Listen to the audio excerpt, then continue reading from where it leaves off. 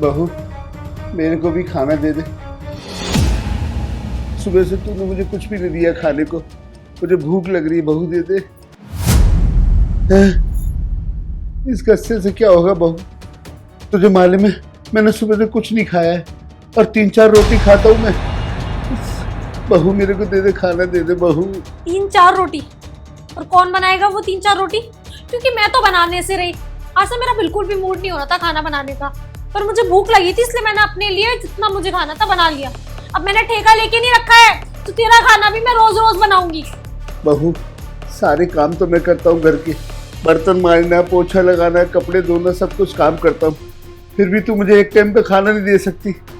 ऐसा क्यों करती है बहू मेरे साथ? अरे जब इतना काम कर लेते हो तो थोड़ी मेहनत कर लो, थोड़ा दिमाग लगा लो और खाना बनाना भी सीख लो। अपना भी खाओ, मुझे भी खिलाओ, कोई प्रॉब्लम नहीं होगी। और नहीं, मेरे ऊपर जब डिपेंड रहोगे ना खाने के लिए, तो ऐसे ही मिलेगा खाना, क्योंकि मैं नहीं बना के देने वाली कुछ भी।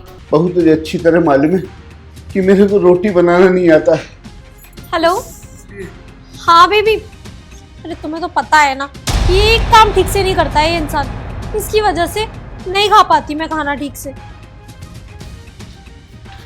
तू आ गया बेटा।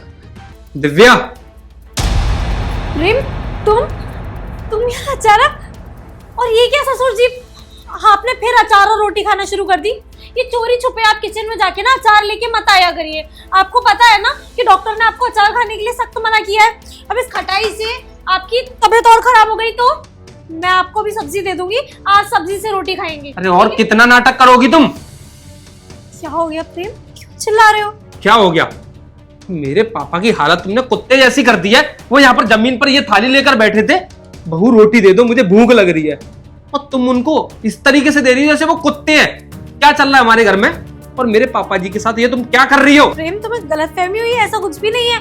अब बताइए पापा जी, मैं कितना ख्याल रखती हूँ आपका, बताइए। कितना झूठ बोल रही है ये। मेरे को खाना नहीं देती है, पूरा काम कराती है, घर का पोछा, झाड़ू, बर्तन, कपड़े सब कराती है।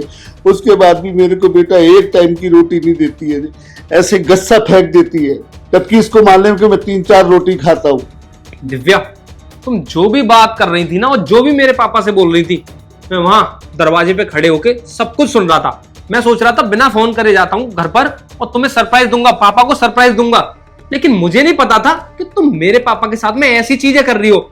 अच्छा हुआ जो मैंने तुम्हें फोन करके नहीं बताया, तुम्हारी सच्चाई तो सामने आई कि तुम मेरे पापा जी के साथ कितना गलत कर रही हो, उनके साथ कितना गलत व्यवहार कर रही हो। तुम्हें बिल्कुल भी शर्म नहीं आती है सब करते हुए? नहीं आती है, क्योंकि इस घर के अंदर ना सारा काम मुझे करना पड़ता है। तुम्हारी तरह नहीं हूँ जो घर से दूर रहकर अय्याशियां करती फिरूं।